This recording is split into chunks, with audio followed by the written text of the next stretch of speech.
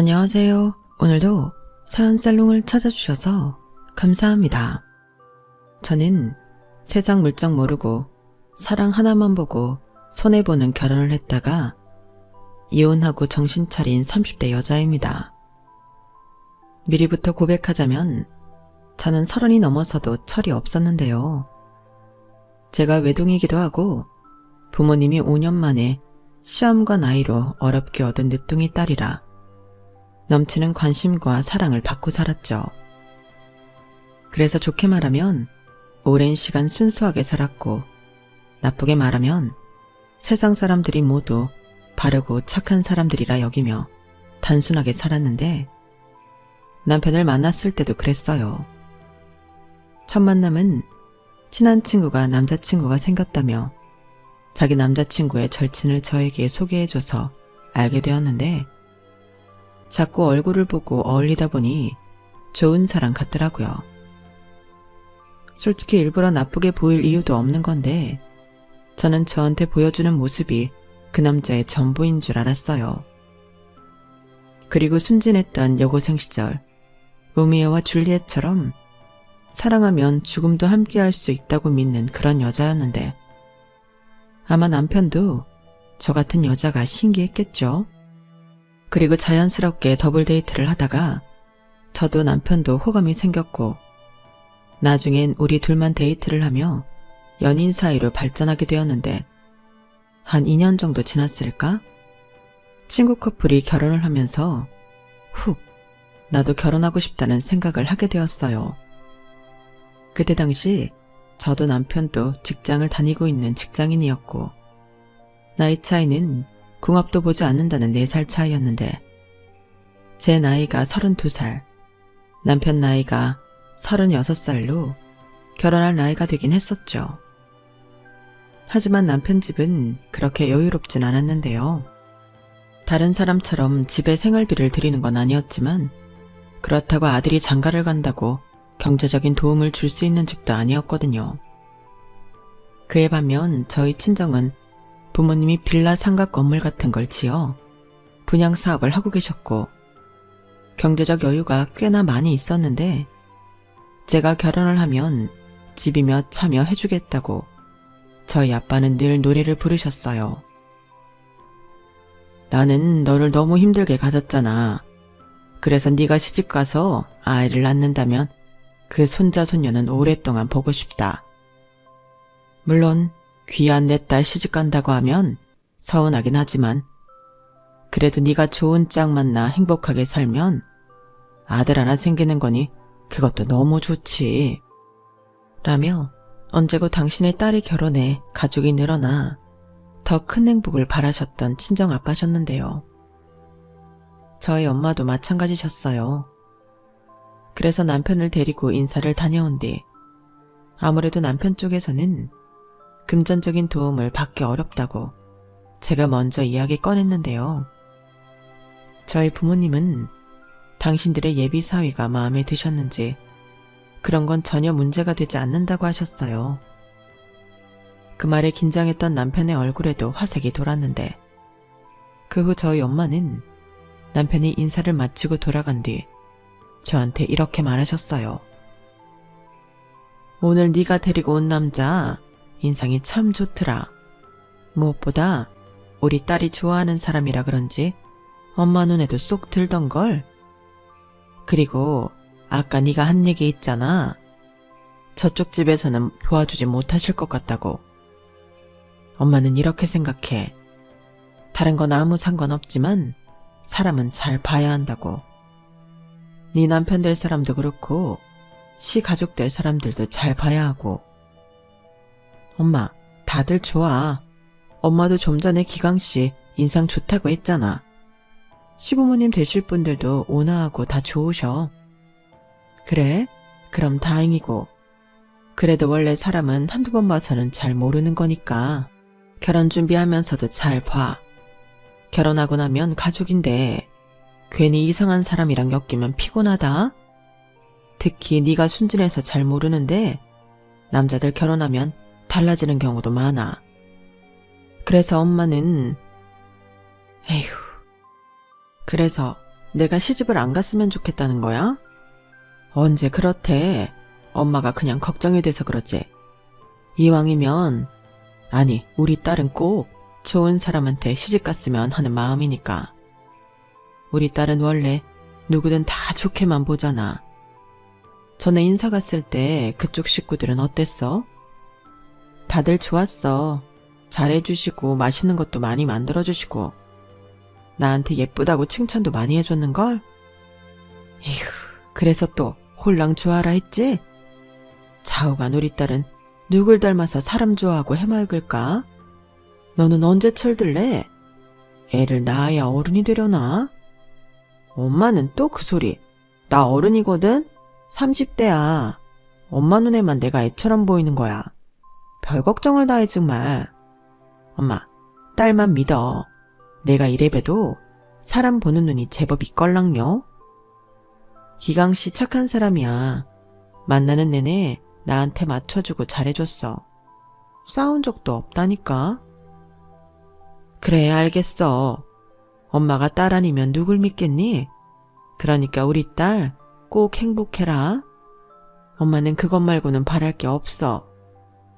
알겠어, 잘 살게. 행복하게 입 찢어지게 웃으면서 살게. 분명 저는 저한테 다가올 미래도 모르고 저런 말을 했었는데 제가 경험해본 결혼이라는 세상은 마냥 행복할 수는 없었어요. 다른 분들 사연을 들으면 시댁과 갈등도 많으신 것 같은데 저는 순전히 남편 하나 때문에 이혼했거든요. 제 전 시부모님은 저희가 결혼할 때 전혀 도움을 주지 못해 미안하다고 저한테 그 어떤 것도 강요하지 않으셨는데 결혼하고 2년 정도는 아무 문제 없이 제가 바라는 행복한 시간을 보냈어요.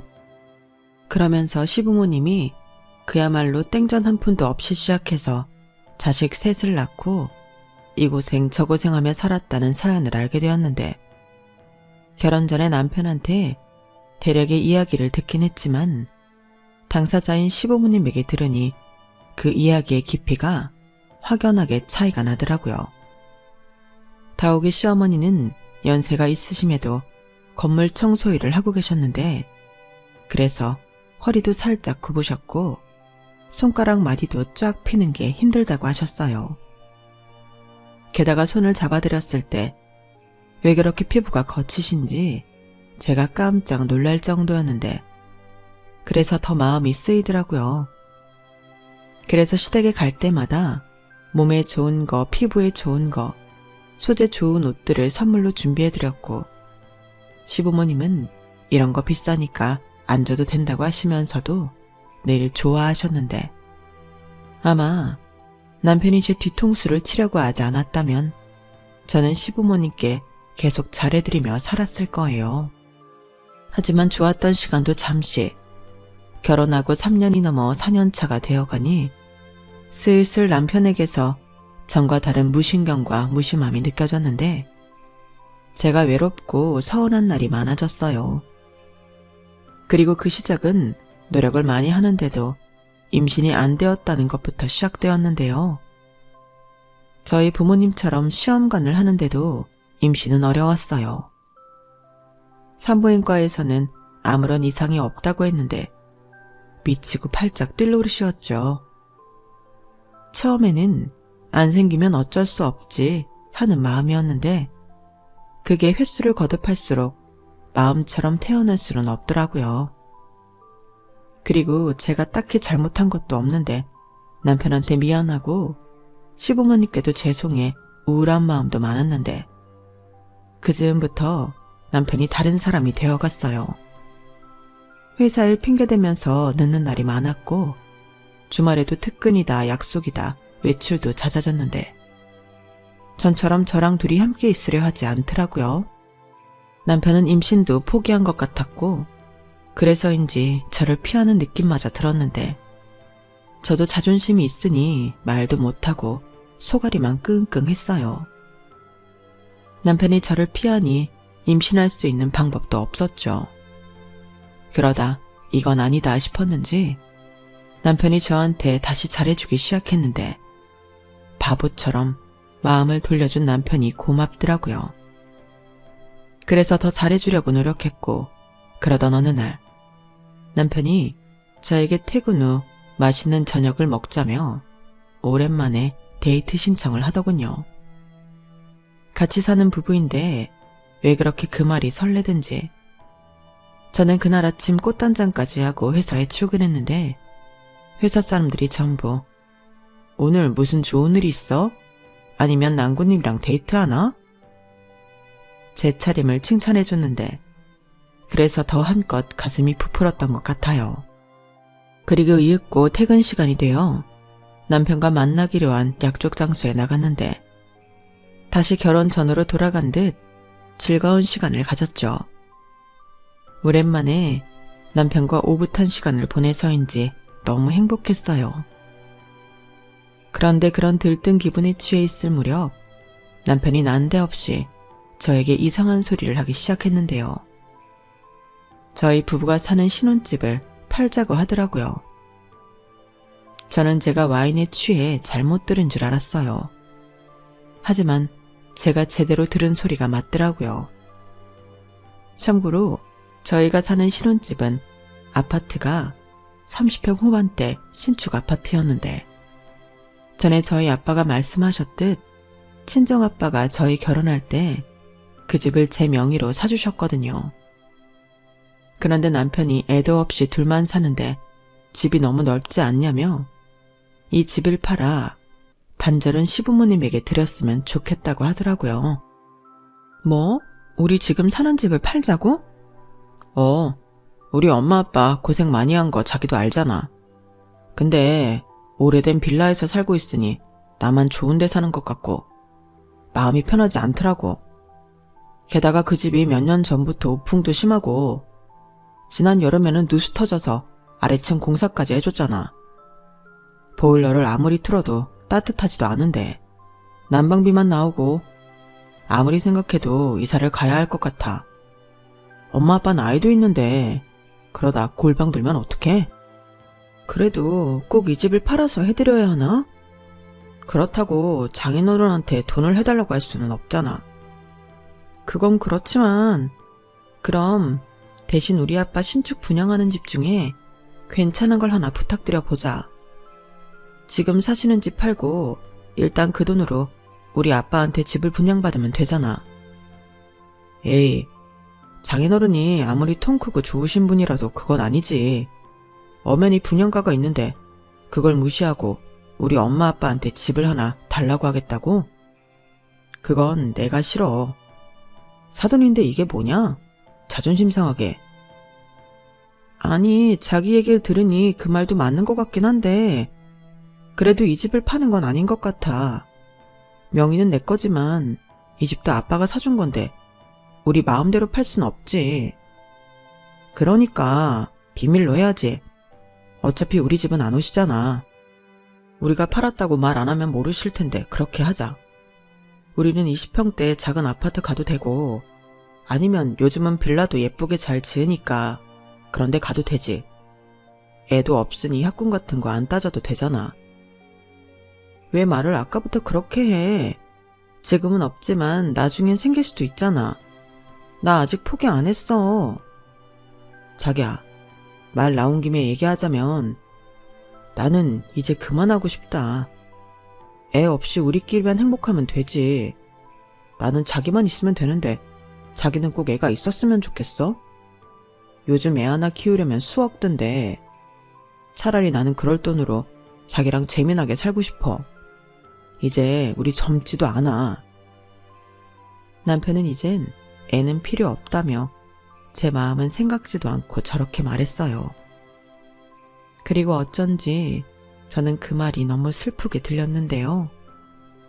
이걸 누가 더 고생이냐 따지는 것도 우습지만 시험관을 하면서 고생은 제가 하는 거거든요.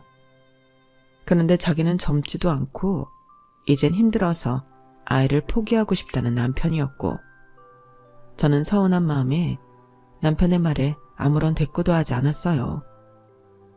그리고 시부모님 사정은 유감이지만 살고 있는, 그것도 저희 아빠가 잘 살라고 사주신 아파트를 팔아 도와드리고 싶진 않았는데요. 대신 다른 방법을 찾아보자 남편을 설득했어요.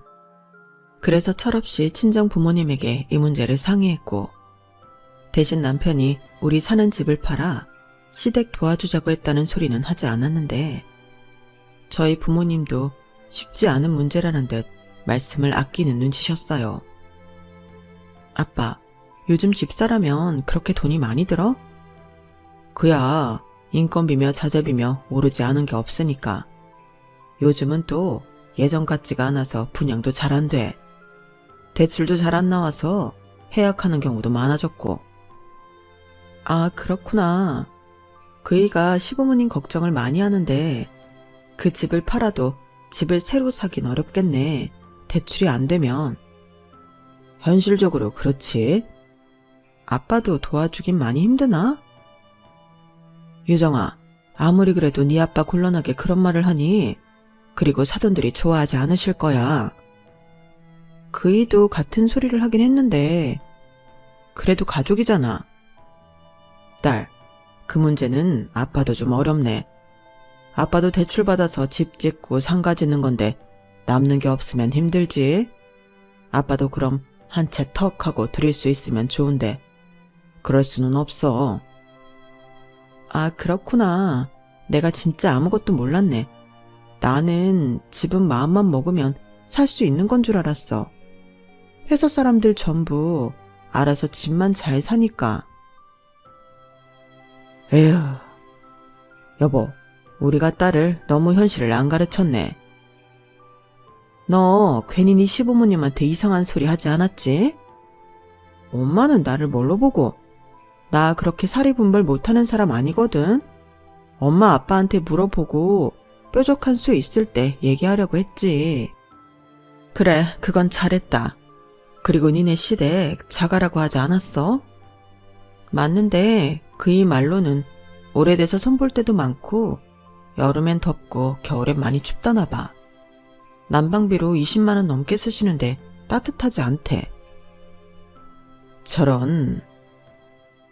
그래서 이서방이 걱정이 많은 거구나. 사돈이 그래도 아들은 잘 키우셨네. 유정아, 아빠가 지금 당장은 어렵고 나중에 기회가 되면 그때는 아빠가 노력을 좀 해볼게. 괜히 이서방한테는 얘기하지 말고 그때 돼서 아빠가 적당한 물건 찾으면 그때 얘기해라. 이왕이면 사돈도 아빠가 분양하는 거 말고 남이 분양하는 거 좋은 가격에 매매하시는 게 낫지.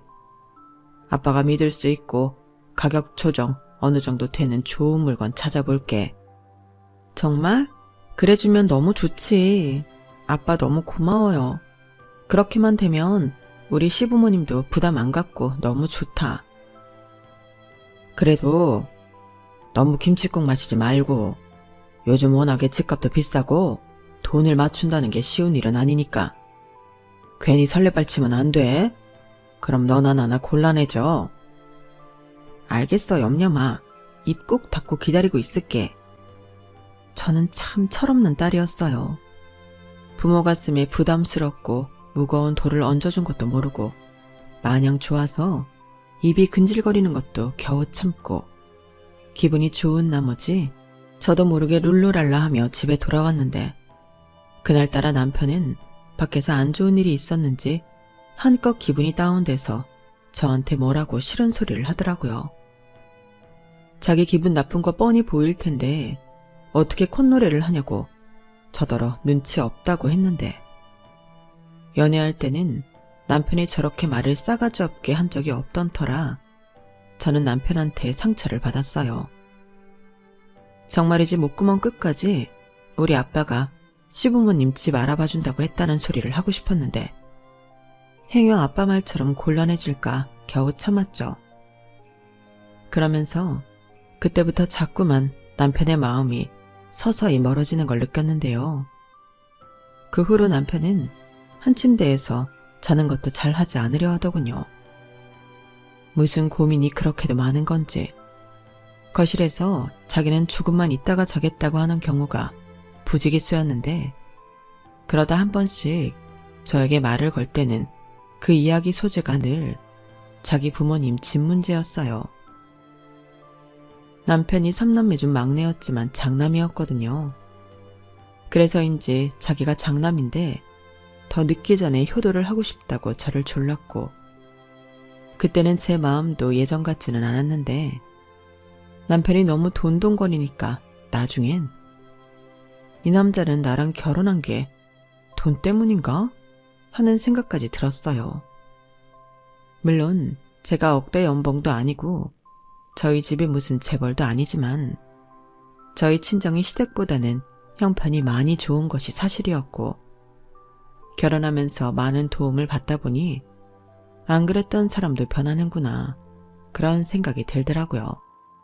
그러니 남편이 자기 효도하고 싶다고 저한테 말을 할 때면 전에는 아니었지만 문득문득 자기가 효도하고 싶은 걸 왜 나를 졸라서 하려고 하는지 그 심보가 고약하게 느껴졌는데요. 그래서 저도 그런 남편의 말을 무시하기 시작했어요.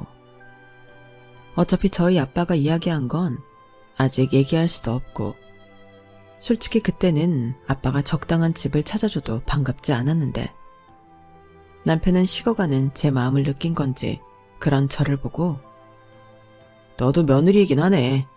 친정이랑 시댁이랑 너무 차별하는 거 아니야? 왜? 시댁이 못 사니까 우스워? 라고 심지어 화를 내면서 넘지 말아야 할 선을 넘고 말았어요. 효도를 하고 싶으면 지 힘으로 하던지요. 아니, 시부모님이 애당초 부탁한 일도 아닌데 자기 혼자 발을 동동거리며 저에게 짜증을 부리는 남편을 저는 이해하고 싶지 않았어요. 그러면서 자기는 저희 친정에 도움받고 싶은 마음은 처음부터 없었다며 계속 살고 있는 집을 팔자고 저더러 부동산에 집을 내놓으라고 했는데, 이때는 이 인간이 나 몰래 무슨 빚이라도 있나? 그런 생각도 들더군요. 하도 보채고 졸라대니 돈이 궁해져라나 싶었거든요. 만약 그렇다면 더더욱 그렇게 해줄 생각이 없었는데, 그러다 제 차가 퍼져버려서 곤란한 일을 겪게 되었어요. 제가 업무상 차가 없으면 힘든 일을 하고 있었거든요. 공장의 물건도 체크해야 하고 다른 협력업체와 미팅도 빈번해 차는 필수였는데, 다행히 남편의 차가 거의 주차장에서 놀고 있었어요. 남편의 회사는 간부들까지만 차를 가지고 다닐 수 있었거든요. 주차 자리가 협소해서 그런다나? 굳이 차를 가지고 다니고 싶으면 회사 근처 어딘가에 월 주차 가능한 곳을 찾아야 했는데, 집이 남편 회사에서 지하철로 9정거장이면 도착하는 거리라 굳이 그런 돈을 쓸 필요가 없었어요. 그래서 차는 본인이 주말에 개인 볼일 보거나 저랑 어디 데이트하러 갈 때 혹은 시댁에 갈 때만 쓰고 있었는데, 그 차 생각이 나서 저는 남편의 차 키를 찾기 시작했죠. 그리고 둘 다 워낙 정리정돈을 잘하는 성격이라 힘들지 않게 남편의 차 키를 찾을 수 있었는데요. 일단 상황이 급해 남편에게 문자로 내 차가 퍼져서 자기 차 좀 빌린다고 짧게 문자를 보내고 그 차를 바로 썼어요. 그런데 차 안이 깨끗해도 너무 깨끗했고 안에 디퓨저인지 좋은 냄새도 났는데 이상하게 기분이 묘하더라고요. 그리고 생각해보니 제가 남편 차를 마지막으로 탔던 게 참 오래되었는데 저는 괜히 차 안을 살펴보고 싶어졌어요. 그러자 남편이 뒤늦게 문자를 확인했는지 자기는 자기 차 쓰는 거 반대라며 저더러 렌트를 하든 택시를 타든 하라고, 자기 차에는 손도 대지 말라고 하는데 왜? 하지 말라면 더 하고 싶은 게 사람 심리잖아요. 저는 이 차에 뭔가 있는 그런 쎄한 기분이 들었어요. 그래서 트렁크도 열어보고 차 시트 밑바닥도 살펴보며 출근해야 하는 사실도 잊은 채 차 구석구석을 뒤지기 시작했는데, 그러다 차 트렁크 바닥에 공간이 있다는 게 생각이 났죠. 전에 드라마에서 바람핀 남자가 거기에 물건을 숨기는 걸 봤었거든요. 그래서 혹시나 싶어 살펴보니 거짓말처럼 거기엔 다른 여자 물건이 들어있었어요. 편한 신발이나 얇은 가디건, 거기에 핸드크림, 립감 같은 여자 물건이 있었는데 그때 다리에 탁 하고 힘이 풀리더라고요. 그리고 이상한 건 거기에 무슨 부동산 명함 같은 것들이 잔뜩 있었는데요. 그런 것들을 일일이 확인을 해보니 유독 메모가 많이 되어 있는 명함이 있더라고요. 전화번호를 보니 인천이었는데 참고로 저희 부부는 경기도 부천에 살고 있거든요. 시부모님도 김포 쪽에 사셔서 저희 집이랑 가까웠는데 인천에는 제가 알기로 친척도 없는 낯선 곳이었어요. 그런데 인천 쪽 부동산 명함이 있다는 게 좀 신기했고 저는 뭐가 더 있지 않을까 계속 뒤지기 시작했는데요. 그러자 카페 같은 곳을 가면 도장 찍어주는 포인트 카드가 있잖아요. 그런 걸 발견하게 되었는데 거기에 떡하니 다른 여자 이름이 적혀 있더라고요. 네, 바람이 맞았어요. 이런 게 바람이 아니면 뭐가 바람이겠어요. 그리고 차량 블랙박스도 확인하니 여기에 적기도 민망한 것들이 잔뜩 들어 있었는데 그냥 남편의 차는 외도 증거의 총 집합이었죠. 그런데도 간도 크게 차 키를 집에 두고 다녔다니 새삼 남편의 허술함이 고맙기까지 했는데 그때부터 남편이 미친 듯이 전화를 하기 시작했어요. 제가 남편의 문자 답장에 아무런 대꾸도 하지 않았거든요. 그러니 똥줄이 탔던 남편은 계속 저에게 전화를 걸었고 아무래도 이 인간이 일도 내팽개치고 집으로 올 것 같아 저는 일단 운전을 해서 거래처 공장으로 이동했는데요. 일이 있기도 했고 회사로 가면 남편이 찾아올 수도 있을 것 같아서였어요. 그리고 손에 잡히지도 않는 일을 무슨 정신인지 모두 끝내고 저는 유독 메모가 많이 되어 있던 인천의 부동산에 전화를 걸었는데요. 남편놈의 내연여행색을 하며 통화를 시도했죠. 무슨 막장 드라마도 아니고 손이랑 목소리가 덜덜덜 떨렸어요. 여보세요? 땡땡 부동산입니다. 사장님 안녕하세요. 저 기억하실지 모르겠는데 예전에 까만 제네시스 SUV 타고 남자랑 같이 집 보러 갔던 최선화예요. 아, 기억나요. 아유, 왜 이제 연락해요. 그 물건 다른 임자 생겨서 날렸어요. 그날 생각 좀 하고 다시 온다고 하더니 그게 일이 좀 있었어요. 죄송해요. 그럼 그 물건 이젠 없는 건가요? 원래 사람들 보는 눈이 다 똑같은 법이에요. 내 눈에 좋아 보이면 다른 사람 눈에도 좋아 보이지. 근데 아가씨가 운이 좋긴 하나 보네. 마침 어제 비슷한 물건이 들어왔거든.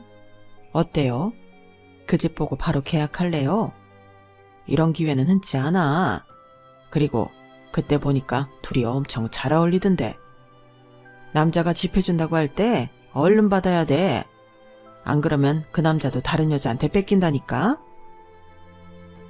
저는 아무것도 모르고 잘도 떠들어대는 오지랖 넓은 부동산 사장님 덕에 모든 퍼즐이 맞춰졌어요.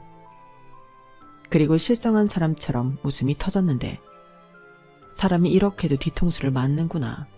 기가 막히더라고요. 그러면서 또 번뜩 떠오르는 생각이 있었는데 시부모님 집을 넓은 곳으로 옮겨주고 싶다는 남편의 말도 확인해 봐야 할 것 같았어요. 그 인간이 무슨 돈이 있다고 그 여자한테 집을 해주겠어요? 그래서 퇴근 후 저는 연락도 하지 못한 채 시댁으로 향했는데 시부모님이 저를 보고 깜짝 놀라시더라고요. 하긴 며느리가 연락도 없이 혼자 밤에 불쑥 찾아오는 일이 흔한 일은 아니잖아요. 그리고 다행스럽게도 시부모님은 아무것도 모르고 계셨는데 제가 제 차 남편이 이 집 팔고 저희가 살던 아파트도 팔아서 더 넓은 집으로 이사 가자고 하지 않았냐 물으니 시어머니가 펄쩍 뛰며 그 사돈이 사준 아파트를 왜 파냐고 그런 얘기 듣지도 못했지만 절대 그러지 말라고 하셨어요. 걔는 왜 너한테 그런 쓸데없는 말을 했다니? 우리는 여기서 살면 돼. 그이가 집이 너무 낡아서 두 분이 고생한다고 계속 고집을 부리더라고요. 그래서 저도 저희 아빠한테 괜찮은 집 있으면 소개해달라고 얘기까지 해놨는데 저는 두 분 다 아시는 일인 줄 알았어요. 그 사람이 부동산도 여러 곳 다니고 있던 것 같더라고요. 뭐? 부동산까지 다녔다고? 네, 여기 보세요. 아, 그리고 부동산 명함이랑 다른 것도 같이 있었는데 이것도 아시는 건지 확인 좀 해주세요.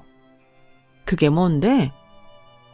저는 시부모님 앞에서 남편의 내연녀 물건을 한아름 꺼내 보여줬어요. 그러자 시아버님은 이게 다 뭔가 하고 모르겠다는 얼굴을 하셨고 시어머니는 여자 물건을 보자마자 저를 쳐다보셨는데 이거 네 거가 아니라는 거지? 라고 단번에 얘기를 하셨어요. 저는 물론 그렇다고 대답했죠. 그러자 시어머니가 냉장고 문을 활짝 열더니 냉수를 꺼내 벌컥벌컥 물을 목구멍으로 밀어 넣으셨고 당신의 아들한테 전화를 걸기 시작하는데요. 저 들으라는 듯 스피커폰으로 돌리셨어요. 엄마, 왜요? 너 혹시 우리 이사시켜주려고 니처한테 집 팔자고 했냐? 그 사람이 그래요? 아니 뭐 집이 오래되긴 했으니까 그랬으면 좋겠다 뭐 그랬지. 그래서 부동산 다니고 그랬어? 네 장인이 사준 아파트 팔아서 집 사려고? 그건 무슨 소리야, 부동산이라니. 아니, 나는 그 사람한테 그냥 말만 한 거야. 그리고 뭐 그 사람이 그 집을 순순하게 팔 것 같아? 어림도 없어. 그걸 아는 놈이 왜 딴 년이랑 부동산을 다녀? 그년 집 해준다고 인천까지 가서 집 알아봤잖아. 너나 지금 당장 순순하게 풀어?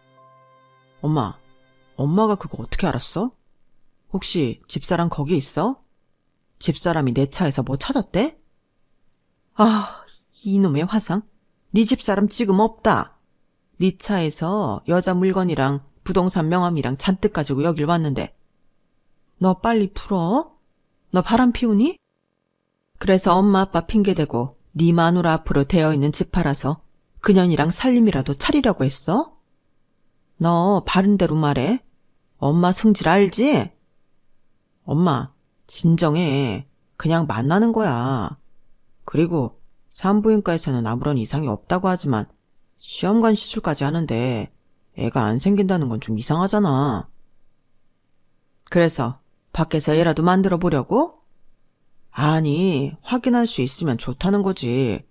그러다 다른 여자랑 애가 생기면 그때 이혼해도 되고. 네가 미쳤구나. 아니, 지가 언제부터 그렇게 애를 좋아했어? 그래도 내 새끼는 갖고 싶지. 그리고 이왕 이렇게 다 까발려져서 말하는 건데 엄마 아빠도 좀 협조 좀 해. 내가 시키는 대로 하면 우리가 손해볼 게 없어. 일단 이사 가고 싶다고 도와달라고 해. 지금 그 집 집사람 명이라 내가 건드리지도 못하거든. 그니까 그 집 팔아서 반 엄마 아빠가 받아서 나 주고 나는 그 돈으로 일단 새 살림 차렸다가 여차하면 이혼하고 그때 재산 분할 또 하면 이거랑 그거랑 합쳐서 내가 진짜로 이사시켜줄게. 그럼 엄마 아빠는 새 집도 생기고 손주도 생기는 거야. 어때? 너무 좋은 계획이지 않아? 저는 제가 듣고 있다는 사실도 모르고 잘도 짓거리는 남편의 신난 목소리에 온몸이 바들바들 떨렸어요. 그러자 시아버님은 시어머니의 핸드폰을 뺏어서 꺼버리려고 하셨고 그걸 시어머니가 막으며 알겠으니 이것들 당장 가져가라며 집으로 부르셨는데 남편이 차가 없어서 못 간다고 징징거렸어요. 내가 택시비 줄 테니까 당장 튀어와. 그리고 너랑 살림 차리겠다는 그 여자도 데리고 와라. 어떻게 생긴 여잔지 확인 좀 하자. 최선화? 아이씨, 도대체 뭘 엄마나 갖다 보여준 거야. 거기에 우리 선화 이름도 적혀 있었어? 우리 선화 좋아하네. 그래, 커피를 얼마나 처마셨는지 도장 2개만 더 찍으면 무료로 한 잔이란다. 너 당장 튀어와. 남편은 알겠다며 전화를 끊었어요. 그리고 저는 시어머니를 쳐다봤는데 시어머니가 저에게 미안하다며 무릎을 꿇으셨어요. 그리고 차마 입이 떨어지지 않는다는 듯 그 뒤에 말을 한참이나 못하셨는데 그제야 저도 눈물이 나더라고요. 아가, 울지 마라. 네가 우니까 내가 더 미안해서 혀 깨물고 죽고 싶은 심정이다. 내가 아들을 참 잘못 키웠네. 내가 비겁하게 원래 그런 애 아니라는 말은 하지 않을란다. 선택은 네가 해. 그냥 못난 놈 버리던지 아니면 내가 두들겨 패서 새 사람 만들어 놓을 테니 데리고 살 건지. 나는 강요하지 않으마. 아니 여보, 그래도 며느리한테 그렇게 말하는 시어머니가 어딨나? 얘야, 내가 대신 이렇게 사과하마. 우리 얼굴 봐서라도 한 번만 용서해주면 안 되겠냐? 남자한테 바람은 그냥 바람이야. 결국엔 조강지처한테 돌아가기 마련이라니까. 시끄러워. 당신도 쟤한테 그런 말할 자격 없는 거야. 아까 못 들었어? 나는 내 아들인데도 피가 거꾸로 솟는 것 같았어. 이걸 만약에 사돈들이 들었다고 생각해봐. 그야. 그러게 왜 일을 크게 만들어. 당신이 기강이한테 전화만 안 걸었어도 될 일이었잖아. 확인을 해야지. 아니, 이런 물건이 나오는데 확인할 것도 없었지. 좌우간 미안하다. 저기 사실 아직 못 보여드린 게 더 있어요. 그런데 그건 안 보시는 게 좋다고 생각해요.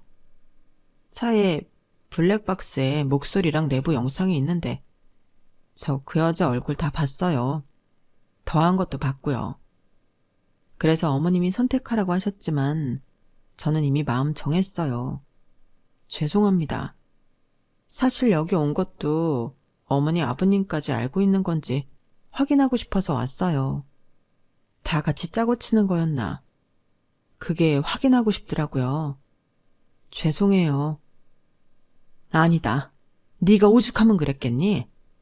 그리고 여기로는 내내 얼마나 마음이 지옥이었겠어. 미안하다.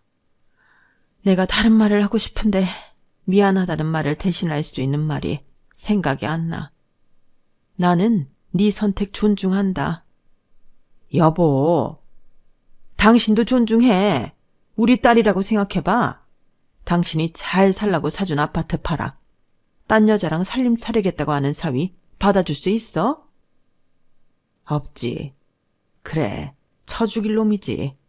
미안하다. 저는 지금 생각해도 시부모님은 그나마 괜찮은 분이었다는 생각을 해요. 팔은 안으로 굽는다고 하는데 저렇게 진심으로 아들 대신 사과해주는 부모님이 몇이나 있겠어요.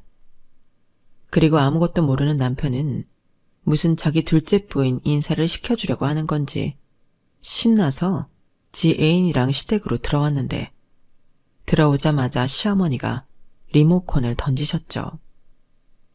그 바람에 중문 유리가 요란한 소리를 내며 깨졌고 그 난리통에 남편과 그 내연녀는 저를 봤는지 놀라서 주랭랑을 치려 했는데 시어머니가 어찌나 민첩하게 움직이시던지 그 두 연놈을 잡아서 끌고 안으로 들어왔어요.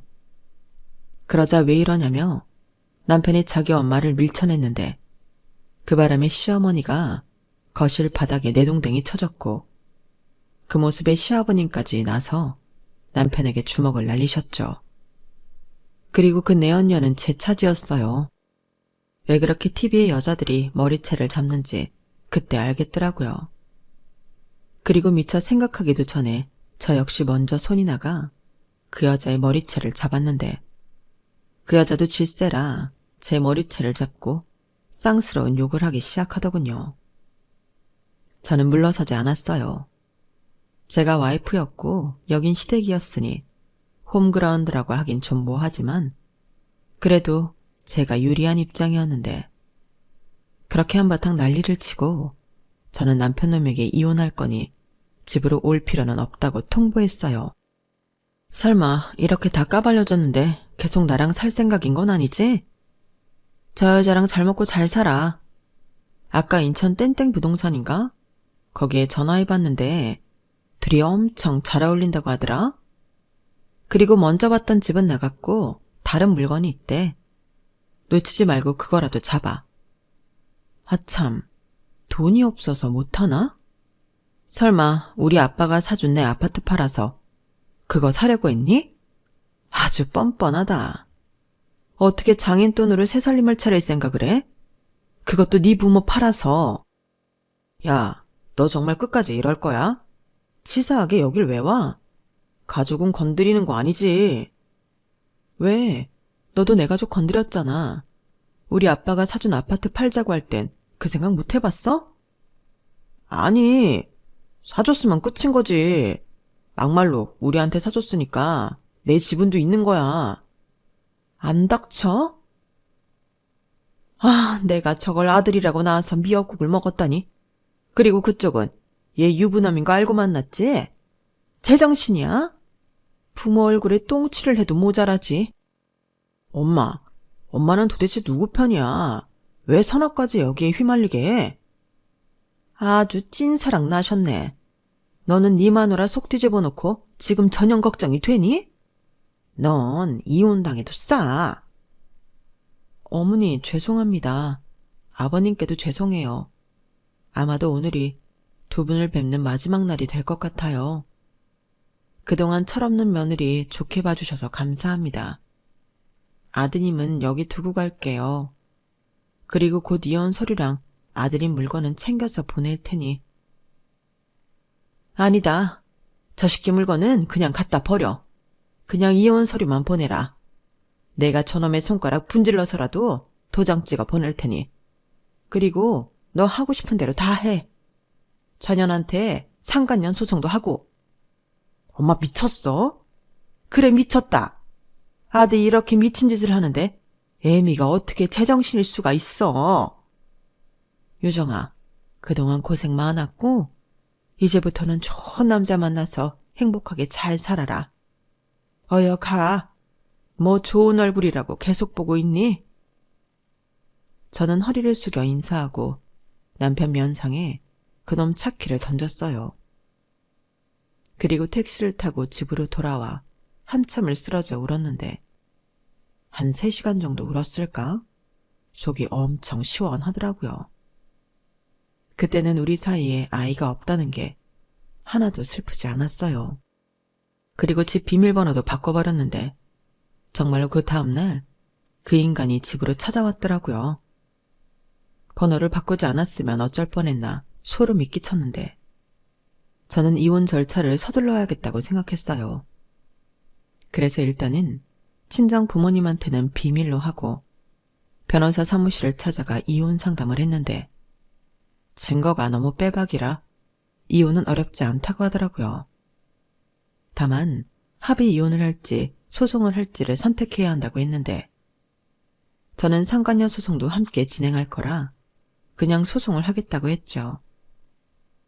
혼인기간이 길진 않았지만 남편이 너무 기괴한 계획을 세웠기 때문에 저는 받을 수 있는 위자료는 전부 받고 싶었어요.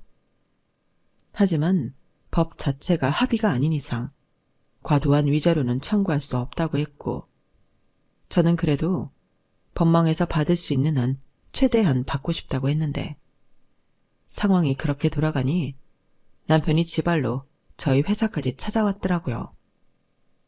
그래놓고 뻔뻔하게 자기 내연녀랑 정리했다고 자기 용서해달라고 했는데요. 어림도 없죠. 그래서 이왕 여기까지 온 거 시원하게 뺨 따고 날려줬습니다. 제가 손이 제법 맵거든요.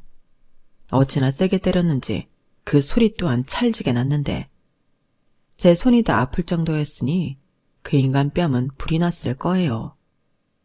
그런데 지가 저랑 헤어지면 좋을 것이 없어 그런지 끝까지 저에게 매달리면서 자기 부모님 집 바꿔드리고 싶었던 건 사실이었다고. 자기는 처음부터 이혼할 생각까진 한 게 아니라는 등 말 같지 않은 소리를 했는데 나중엔 그 여자가 자기를 꼬셔서 지가 넘어간 거라며 찌질함의 끝판을 보여줬어요. 그런 모습을 보니 정말 오만정이 다 떨어지고 저런 인간이랑 결혼해서 애를 낳으려 노력했다니 현타가 밀려왔어요. 그리고 이왕 이렇게 된 거 끝까지 가보자고 제가 이를 악물었는데 그때 제가 세상을 많이 배웠네요. 아무리 제가 이길 수밖에 없는 소송이라고 해도 하루아침에 판결이 나는 건 아니었거든요. 그리고 남편 또한 무슨 발악을 그렇게 하는지 나중엔 저를 사랑해 헤어질 수 없다고 눈물까지 흘리더군요. 그래서 시부모님에게 차마 보여드리지 못한 낯뜨거운 영상을 판사님께 증거로 제출했어요. 그러자 남편놈은 더해봤자 소용이 없다고 생각했는지 드디어 포기했고 저에게 정신적 피해를 인정, 위자료 2천만 원을 배상하기로 했는데 그 인간이 바람 피우느라 돈이 하나도 없었는지 신용대출을 받아 위자료를 해줬어요. 어찌나 그 돈을 받고 기분이 좋던지 그 인간이 그 돈 갚느라 고생할 일을 생각하니 그나마 조금은 불이 났던 제 속이 위안이 되더라고요. 그리고 곧이어 상간녀 소송에서 저는 또 1,000만 원 위자료로 받게 되었는데요. 그 돈을 누가 해줬는지 관심도 없고 저는 그렇게 그 년놈에게 3,000만 원 받고 깨끗하게 헤어졌어요. 시어머님이 남편 물건은 필요 없다고 했지만 그래도 남편이 혼수로 해온 물건이니 그 물건을 돌려드리고 싶었고 원하시면 그건 돈으로 환산해드리겠다고 연락을 드렸는데 그때도 시어머니가 됐다며 네 용돈 하라고 하셨어요. 아들을 그렇게 키웠는데 당신도 벌을 받아야 하지 않겠냐고요. 그러시고는 당신 벌은 못난 아들을 거둬 다시 인간을 만드는 것이라 하셨는데 시어머님 때문에 그런가 남편에 대한 미움도 거기까지였어요. 아니, 남편이 그런 용서받지 못할 짓을 하지 않았다면 저는 어쩌면 저런 멋진 시어머니와 더 오랫동안 함께할 수 있지 않았을까? 그런 아쉬운 마음도 드는데 이혼한 지 시간이 제법 지난 지금도 전 남편보단 시어머니 생각이 많이 나네요. 남편이 못난 것은 모두 자기 잘못이라 자책하던 시어머니가 이젠 저에 대한 미안함을 내려놓고 편하게 사셨으면 좋겠어요. 그리고 아울러 이혼 소송이 끝나고 비로소 제 이혼에 대해 알게 된 저희 부모님에게는 아직까지도 깊은 죄송한 마음을 갖고 있는데요. 이제부터라도 정신 똑바로 차리고 잘 사는 모습으로 안심시켜 드리고 싶어요. 그리고 무엇보다 현재 저는 심신이 모두 안정되어 진정한 행복을 느끼고 있는데 이 소중한 행복을 다시는 잃어버리지 않을 거예요. 어쩌면 저는 이혼한 후에야 비로소 어른이 된 기분이 드는데 앞으로는 더욱 현명하고 성숙한 사람으로 부모님에게 효도하며 다시는 오지 않을 소중한 제 시간을 의미 있게 보내도록 노력하며 살겠습니다. 이상 제 이혼 사연은 여기까지예요. 끝으로 아울러 현재는 몸도 마음도 건강하게 지내고 있다는 점을 전해드리며 앞으로도 소중한 제 사람들과 행복하게 지내도록 하겠습니다.